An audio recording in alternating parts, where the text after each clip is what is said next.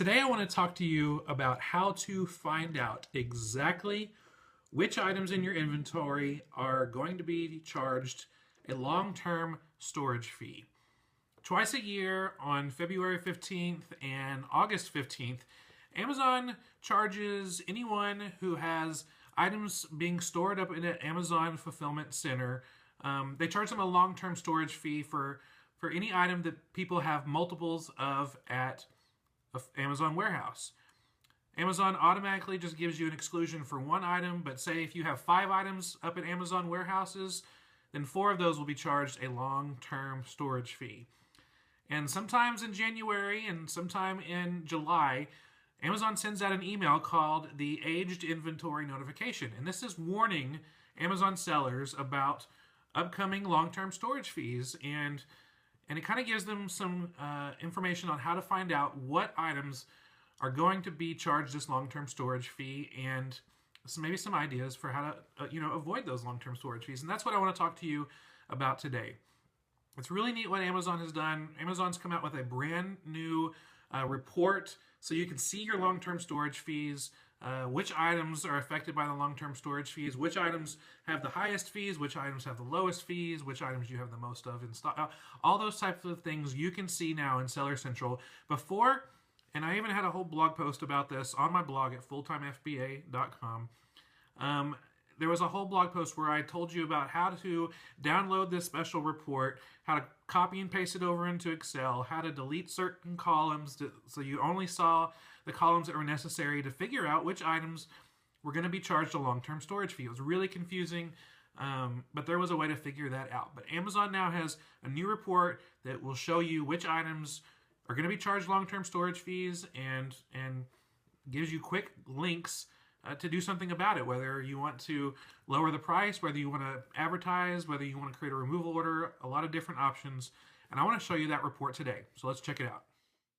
All right, so here we are in Seller Central. So what you want to do to find this report is go up to your inventory, click on Manage Inventory. That loads up your Manage Inventory page. Click on Inventory Dashboard here at the top. And then in your inventory dashboard, scroll down until you see the FBA aged inventory, FBA inventory age. And it gives you all the details of what are the items and how long they've been there. So let's view the details. And this brings up the report, the magic report that gives you the information that you are looking for. It has all of your items and it shows how long that they've been there, and it starts off, it's automatically set to show you the estimated LTSF, long-term storage fee. It's the estimate of units that will incur long-term storage fees when it's charged next. If the 2 times a year that Amazon charges this fee is February 15th and August 15th. And sometime the month before, they always send an email out warning people about the upcoming fees. Well, this you can see are the fees that are going to be taken from my account. And I've got a bunch of items that have been in an Amazon warehouse for over 6 months, some of them that have been there over 12 months, and Amazon charges 2 different fees for those that have been over 6 months and those that have been stored at Amazon warehouses over 12 months. Currently, it's $11.25 for per cubic foot for any item that is stored up in Amazon warehouse over 6 months, and $22.50 for any item that's been stored in an Amazon warehouse over 12 months, and that's per cubic foot. So smaller items will be charged less, larger items will be charged more because it's per cubic foot. But I've got a pretty big item, and I've got 6 of them. You can see I've got 6 of them in stock, and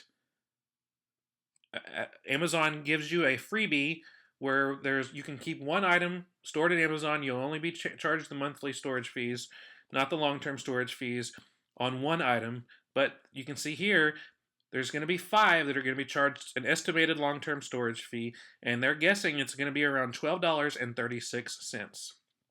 I've sold in the last 90 days 3 of these, and so at the time of this recording, it's a month before the long-term storage fees are going to be taking place before they're going to be calculated by Amazon. And so I realized that in the last 90 days, I've only sold 3, and I've got a month to sell 5. So I've got some options. Right now, Amazon is telling me that I have the lowest price. So even having the lowest price, I've only been able to sell 3. Now it says units sold in the last 90 days 3. That means units that I've sold, not necessarily units that other people have sold. There might have been other people who have been selling this item at a lower price, or at the same price, and were able to get the buy box that I was also sharing with them. But this is the data of how many items I have sold of this item in the last 90 days. So I've got some options here, and Amazon gives you some suggestions. They're suggesting that I do an advertising for the listing where I'll spend maybe 10 or 15 cents per click to try to drive traffic. I can also edit the listing, where I maybe improve the pictures or improve the title. I can improve keywords. Maybe there's some keywords that are missing.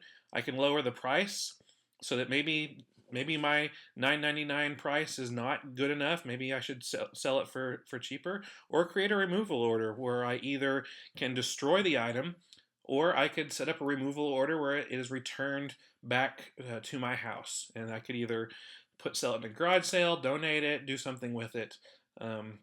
Or sometime, maybe even in the future, try to send it back to Amazon and try again sometime in the future. Maybe this is an item that just isn't selling right now, probably won't sell again very soon, but maybe come December when it's Christmas time, this item might sell a lot faster. So maybe come November, I'll send it in and try to sell it again. So there's a lot of different options. And Amazon tells you if there's been low traffic, or if it's been good traffic. They try to give you a lot of information. And again, there's a lot of different options for you. This item right here, I've got 2 in stock, and I've got 2 available. It looks like there's 2 available. There's 3 that have been there.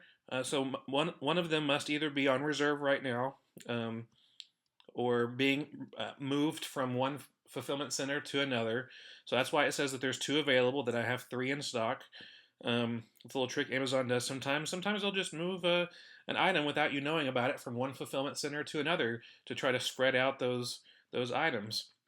But 2 of them will be charged a long-term storage fee. 2 of the 3. Remember that there's an exclusion for 1. You've got some options here. Right now, I don't have the low price. I could click here to match the low price, although the lowest price is a penny under the free shipping for Prime, so I kind of like keeping this price, so I'm not going to lower the price any, but I could have some other options where I could edit the listing, advertise, improve the keywords, or create a removal order. And so this is the report where you can look through all of your items that you have in stock, and it's listed the most long-term storage fees, the highest cost, all the way to the lowest cost, and it even breaks it down for you to see how much of the 6-month storage fee, how much is the 12-month storage fee, because there might be some items that you sent in 5 last year, and then you sent in 4 more this year, and you might have some that are going to be charged a 6-month fee, some that are going to be charged a 12-month fee. So it's good for you to see that and know that and understand that. This last item here that I'm going to talk about, I've got more items that I have estimated long-term storage fees, but I've got 8 in stock. So once again, 7 of them are going to be charged a long-term storage fee. But you know what? This is a small item. The estimated long-term storage fee is $2.45. So I've got an option. I could just decide to pay this long-term storage fee instead of lowering my price. The price is already pretty low, and because if I lower the price anymore, I've got 8 of them in stock. So if I lowered it by $1, that's losing $8 by lowering the price. So I'd much rather just pay $2.45 for a one-time fee than lowering all of my items by $1, lowering all 8 items by $1, which would make me lose out on $8. So again, a lot of different options for you. It's good to look at this aged FBA inventory age program to be able to make your best decision when it comes to which items are going to be charged your long-term storage fees and which ones you should either try to remove or improve or advertise for, so that by the time the February 15th or August 15th long-term storage fee is calculated, you have all the items either sold or removed that you want, and that you only have the items still at Amazon that you're willing to pay that long-term storage fee for. Because if I scroll down, there's some items that I'm going to be paying, 38 cents for a long-term storage fee. I'm okay with 38 cents, paying a long-term storage fee, 38 cents. I'm not going to lower my item by $1 so I can save 38 cents. If that makes sense, I hope it does. So I hope this has been helpful. This is how I understand the beta version of the FBA inventory age tab in your inventory on Seller Central.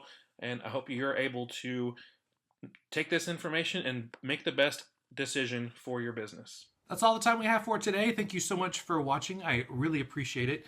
If you like this video, I'd appreciate a little thumbs up below. That would be really cool. And if you have a comment or a question, you can do that below too. Any of the links that we talked about during this video, you can find that in the description below, and it will take you right where you need to go. And if you want to be sure you don't miss out on any of the future videos, be sure you subscribe to this channel, and you'll be able to get notifications when our new videos are posted, so you don't miss out on any Amazon FBA information. And if you want to learn more about me and the website, come to fulltimefba.com. Where, as always, it's my goal to give you the strategies, the tools, and the confidence you need to turn part-time hours into a full-time income with Amazon. Well, that's all for today. I hope you have a great day, and I'll see you soon. Bye.